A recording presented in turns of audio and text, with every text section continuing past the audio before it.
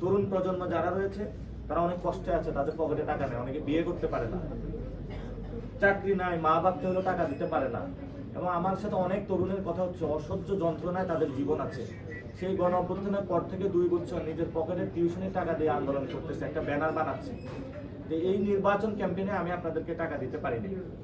ইনশাআল্লাহ ভবিষ্যতে যেটা হলো আমি আপনাকে ভালোবাসা দিয়েছেন, আমিও ভালোবাসার মাধ্যমে রাজনীতি করতে চাই। ভালোবাসা থাকলে টাকার সমস্যা হবে না। পৃথিবীতে হালাল অনেক পদ্ধতি আছে। হারাম থেকে যদি আপনি দূরে থাকেন, আল্লাহ রিজিক বাড়ায় দিবে। আমরা মানুষের কাছে কাছে বেশি যাব, মানুষের সাথে মিশবো, এবং যে শহীদ ফ্যামিলি যারা আছে তাদের কাছে যাব। আর আমাদের যে ভবিষ্যৎ যে রাজনীতি, সেটা হলো আওয়ামী লীগকে নিয়ে আসার চেষ্টা করা হচ্ছে। এটা আমাদের কোনোভাবেই আওয়ামী লীগকে ফেরত আনার চেষ্টা আমরা সফল করতে দিব না। আমাদেরকে হলো আওয়ামী লীগের বিচারের কাঠগড়ায় তাদেরকে নিয়ে যেতে হবে এবং তাদেরকে বিচার প্রক্রিয়ার মধ্য দিয়ে আইনের হাতে তাদেরকে তুলে দিতে হবে, 1 নম্বর। 2 নম্বর বিষয় হলো সংস্কার, যে গণভোটে জয়যুক্ত হয়েছে, সংস্কার প্রক্রিয়াকে ভণ্ডুল করার প্রচেষ্টা চালানো হচ্ছে। যদি এটা সংসদে এটা বাস্তবায়ন না হয়, তাহলে আমাদের রাজপথে যেতে হবে।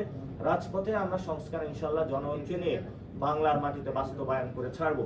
যাদের দীর্ঘদিন ফেসিবাদী হওয়ার মনে খায়েশ জন্মেছে যে আমি অনেক দিন প্রধানমন্ত্রী থাকবো, দলীয় প্রধান থাকবো, ব্যাংক নিয়ন্ত্রণ করব সোয়েটার ব্যবসাকে দিয়ে, এবং হলো এই যে কোর্ট নিয়ন্ত্রণ করব নিজের গুন্ডা পান্ডা বাহিনী দিয়ে, এই সুযোগ আস্তে আস্তে মানুষের মধ্যে সচেতনতা জন্ম হয়েছে, মানুষ বুঝা শুরু করেছে। এটা তারা ভবিষ্যতে পারবো না। সাময়িক কারণে সবাই আমরা ঐক্যবদ্ধ হচ্ছি, আমরা চুপ আছি, কিন্তু আমরা মানুষের সামনে এটাও জানান দিচ্ছি যে দেখেন বাংলাদেশে ব্যাংকে 2 নাম্বারই হচ্ছে, বাংলাদেশের সুপ্রিম কোর্টে 2 নাম্বারই হচ্ছে।